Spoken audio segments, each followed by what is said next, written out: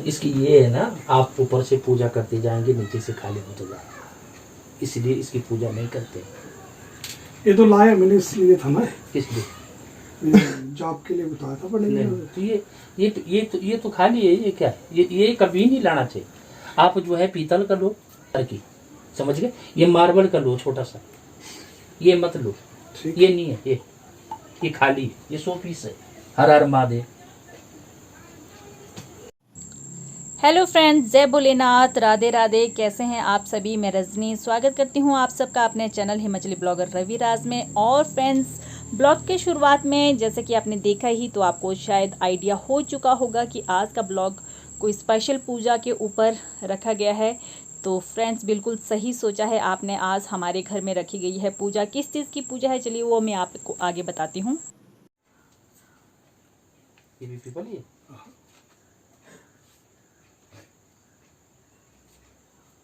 नए पत्ते हैं शायद। हाँ जी, ताजे पत्ते हैं। हाँ,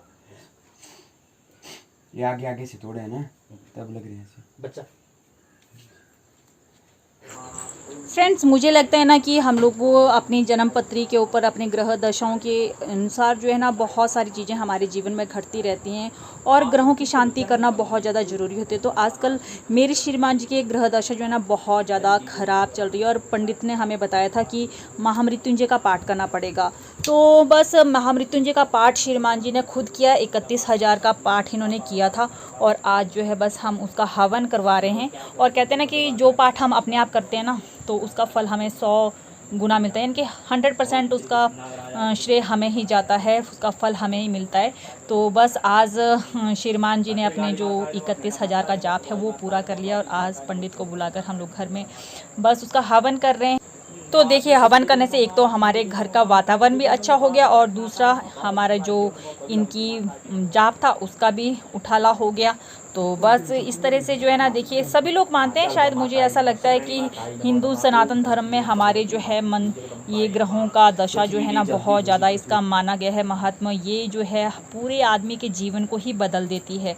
और अगर हमारे अच्छे ग्रह होंगे तो हमारे जीवन में सब कुछ अच्छा होता है, और अगर हमारे ग्रह अच्छे नहीं चल रहे हैं तो हम चाहे कितना भी प्रयास क्यों ना करें, हमें सफलता नहीं मिलती। तो ऐसा ही कुछ ना आजकल के दिनों में हमारे साथ हो रहा था। काफ़ी ये जो पिछले 1-2 महीने रहे हैं ना मेरी जीवन के, और हमारी पूरी फैमिली के, मेरे ही नहीं, बहुत ही ज़्यादा डिस्टर्बिंग रहे हैं। और हर एक चीज़ करने के बाद ना हमें पूरा उल्टा ही रिजल्ट मिलता था। तो कभी कभी तो हम ऐसा सोचते थे कि यार पता नहीं क्या हो रहा है हमारे साथ।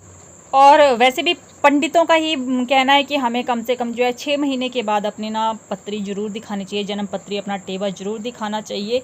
क्योंकि ऐसा होता है कई बार 6 महीनों के बाद हमारी कोई ग्रह दशा, अंतरदशा, ऐसी बहुत सारी चीज़ें रहती है। जन्म पत्री के में जो जन्म पत्री के जानकार होते हैं ना, वही लोग बताते हैं, हमें तो इन चीज़ों का इतना ज्ञान नहीं है। तो वो बदलते रहते हैं। तो अगर हम उनके अनुसार अपना कुछ दान पुण्य करते रहेंगे, उनका उपाय करते रहेंगे, तो हमारी ग्रह दशा अच्छी हो जाती है। तो बस इस तरह से ना हमने छोटा सा हवन घर में रखा हुआ था, बस उसकी हमने अभी जो है इस तरह से आहुतियाँ हम दे रहे हैं। और देखिए ना, घर के अंदर ये हमारा तो रेंटेड हाउस है यहाँ पर, और कमरे भी बहुत छोटे छोटे हैं, बट फिर भी इस छोटे से जगह पे हमने ये सारी चीज़ें जैसे कैसे मैनेज कर ली थी। और जब हम आहुति डाले थे ना हवन कुंड में, तो उससे इतना ज़्यादा धुआं निकल रहा था, तो उस धुआं को सहन करना काफ़ी ज़्यादा मुश्किल होता था। और मेरी आंखों से तो इतना पानी आ रहा था ना, भी पूछो मत। पर ये जो हवन का धुआं था ना, बहुत ही अच्छा होता है। इससे घर में, एक तो हवन से घर में सकारात्मक ऊर्जा का संचार होता है, और जितनी भी नेगेटिविटी होती है ना घर में, वो सारी की सारी खत्म हो जाती है। और यहाँ तक ऐसा माना जाता है ना कि इससे जो वायरस का संक्रमण होता है ना, वो भी नष्ट हो जाता है, और 94% जो जीवाणु होते हैं ना, उनका नाश हो जाता है। घर में पवित्रता होती है, वातावरण हमारा जो है वो प्रदूषण मुक्त हो जाता है, स्वच्छ हो जाता है। और हवन के लिए देखिए ना, हम लोगों ने यहाँ पर आम की लकड़ियों का ही प्रयोग किया है, क्योंकि इससे जो ऐसी गैस निकलती है ना, जो बहुत सारी बीमारियों को और ख़तरनाक बैक्टीरिया को ख़त्म करती है। और हवन जो है सुख सौभाग्य देने वाला होता है, सुख सौभाग्य की वृद्धि करता है। और हवन में बहुत सारी सामग्री होती है, बहुत सारी जड़ी बूटियाँ मिली होती है, तो उससे हमारा वातावरण एकदम शुद्ध हो जाता है। और घर में जितने क्लेश, बुरी चीज़ें होती हैं ना, वो उन चीज़ों का प्रभाव कम होता है और सुख शांति घर में बनी रहती है। तो इस तरह हमारा हवन अच्छी तरह से पूरा हो चुका था, ख़त्म हो चुका था। तो चलिए बस अब तो पंडित जी आए हुए हैं, इनके लिए खाना भी बना लेती हूँ, क्योंकि खाना बिना खिलाए जो है पंडित जी को मैं भेज नहीं सकती। तो बस उनके लिए खाना बना रही हूँ, उनके लिए क्या सभी के लिए मुझे खाना बनाना था, तो बस किचन में आ गई थी। और अभी मैं बना रही हूँ पूरियाँ, क्योंकि मैं इनको ना बिल्कुल सात्विक खाना और शुद्ध खाना ही खिलाना चाहती हूँ। तो बस उसके लिए शुद्ध पूरियों को शुद्ध माना जाता है, बिल्कुल सात्विक माना जाता है। तो मैंने पूरियाँ बनाई थी और ये उनके लिए थाली मैंने लगा दी है। तो इसमें आलू की सब्ज़ी है, भिंडी की सब्ज़ी है, हलवा बनाया है और साथ में पूरियाँ बनाई है। तो चलिए अब भोजन करा लेती हूँ मैं पंडित जी को पहले। वो तो उसको छोड़ के अभी इसको तो हमारे पास देखिए ना ज़्यादा जगह तो है नहीं है, तो हम बेड के ऊपर ही खाना खिलाते हैं। तो पंडित जी को भी मैंने बेड के ऊपर ही खाना दिया हुआ है। और उसके बाद देखिए हम लोग ना बच्चों की जन्म पत्रियाँ दिखा रहे थे। और अभी देखिए हमारा हवन ख़त्म हुआ नहीं था कि बाहर इतनी तेज़ बारिश शुरू हो गई थी। तो ऐसे तो अगर बारिश नहीं होती तो हम हवन जो जिसके में हमने हवन किया था उसको बाहर रख सकते थे, बट अभी इतनी तेज़ आंधी तूफ़ान बारिश लगी है कि हम हवन को बाहर भी नहीं रख सकते। तो बस इसलिए मैं जो हूँ ना छत के ऊपर आ गई हूँ, थोड़ी सी फ्रेश हवा खाने के लिए, अपनी आँखों को सुकून देने के लिए और बारिश का मज़ा लेने के लिए।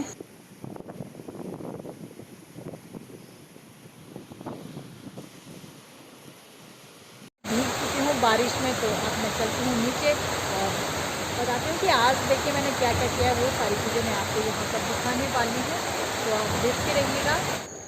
फ्रेंड्स, हम लोग मार्केट में जाते हैं शॉपिंग करने के लिए, तो हमें अपने घर से कोई ना कोई बैग लेकर जाना पड़ता है, जिसमें हम आसानी से अपना सामान लेकर आ सकें, कैरी कर सकें। तो बस उसी के लिए ना मैं यहाँ पर घर पर ही एक शॉपिंग बैग बना रही हूँ। तो उसके लिए मैंने इस तरह से कपड़ा ले लिया है, 4 पीसेस में मैंने ये कपड़ा लिया है। 2 मेन फैब्रिक हैं, 2 लाइनिंग के लिए मैंने इसमें कपड़े लिए हुए हैं। तो चलिए इसका मेज़रमेंट देख लेते हैं। इसका मेज़रमेंट है 18 इंच इसकी लंबाई है और 13 इंच इसकी चौड़ाई है। आप इसे ज़्यादा या कम लेना चाहिए, जितना आपको बैग चाहिए उसके अकॉर्डिंग हम यहाँ पर ले सकते हैं। तो मुझे ज़्यादा चौड़ा बैग नहीं चाहिए था, ज़्यादा लंबा बैग नहीं चाहिए था, तो मैंने थोड़ा कम ही इसका मेज़रमेंट लिया है। सबसे पहले हम यहाँ पर इसकी स्ट्रिप्स बना लेंगे। तो स्ट्रिप्स के लिए इस तरह से हम कपड़ा ले लेंगे। इसकी चौड़ाई मेरी 4 इंच है और लेंथ मैंने यहाँ पर इसकी 16 इंच के तकरीबन ले रखी है। स्ट्रैप्स बनाने के बाद हम लेंगे कैरी बैग और अपने मेन फैब्रिक के साथ हम कैरी बैग को इस तरह से अटैच करेंगे। जो भी एक्स्ट्रा कैरी बैग है उसे मैं निकाल लूँगी अलग से, ताकि हमारा पूरा का पूरा एक बराबर कपड़ा हो जाए। बराबर कट करने के बाद हम इसे लगा लेंगे सिलाई। तो इसको चारों तरफ से हमने स्टिच कर लेना है, जॉइंट कर लेना है कैरी बैग और मेन फैब्रिक को। अब हम मेन फैब्रिक को इस तरह से रखेंगे और इसके ऊपर हम रखेंगे लाइनिंग को, जिसके साथ मैंने पॉकेट और स्ट्रिप स्टिच कर दिए हैं। और इस तरह से रखने के बाद यहाँ पर लगा लेंगे हम सिलाई। तो इस तरह से मैंने सिलाई लगा कर स्ट्रिप्स को ज्वाइंट कर लिया है दोनों साइड्स को। अब हम इसकी बेस बनाने वाले हैं, तो उसके लिए हम यहाँ पर लेंगे निशान लगाएंगे 2-2 इंच पर। 2 बाई 2 का हम यहाँ पर निशान लगाएंगे, मार्क लगाएंगे और इसको फिर हम कट करेंगे। चाहे तो इसमें 2.5 इंच का या 3 इंच का भी हम मार्क लगा सकते हैं। जितना हमें ज़्यादा बेस चाहिए उसके अकॉर्डिंग हम यहाँ पर इसका मेज़रमेंट लेते हैं। तो मैंने यहाँ पर 2 बाई 2 का ही मेज़रमेंट लिया है। और जब भी हम इस तरह से मार्क्स लगाएं तो चारों के 4 पीसेस को इकट्ठा कंबाइंड रखें, ताकि एक बराबर हमारी कटिंग हो। अब हम इसे अच्छी तरह से काट लेंगे। तो चारों के 4 पीस को हमने एक साथ ही काटना है। तो इस तरह से हमने चारों पीसेस को काट लिया है। अब हम इसे करेंगे स्टिच। सिलाई लगाने के लिए हम इस तरह से कपड़े को फैला लेंगे और सीधी साइड को हम अंदर की तरफ करेंगे और उल्टी साइड को हम इस तरह से रखकर इसमें चारों तरफ लगाने वाले हैं सिलाई।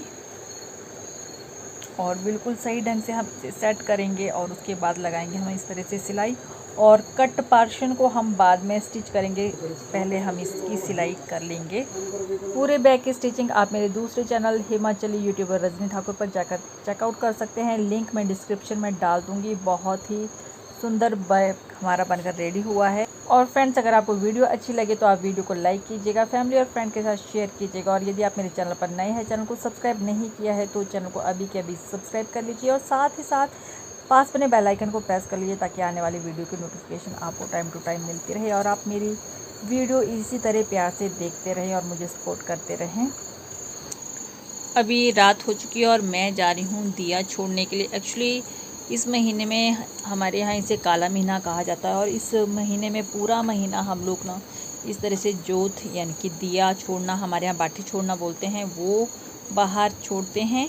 और जो नई नवेली दुल्हनें होती हैं वो भी अपने मायके चले जाती हैं और पूरा एक महीना वहाँ पर बिता कर आती हैं। और इसी महीने में श्री कृष्ण भगवान जी का जन्म भी हुआ था और जिसे हम जन्माष्टमी के रूप में मनाते हैं। तो बस मैंने भी ये दिया यहाँ पर बाहर रख दिया था। तो फ्रेंड्स, आई होप आपको आज का ब्लॉग अच्छा लगा होगा। अगर अच्छा लगे तो लाइक शेयर कमेंट कीजिएगा। मिलते हैं नेक्स्ट ब्लॉग में, तब तक के लिए आप सभी को नमस्ते, bye bye and take care.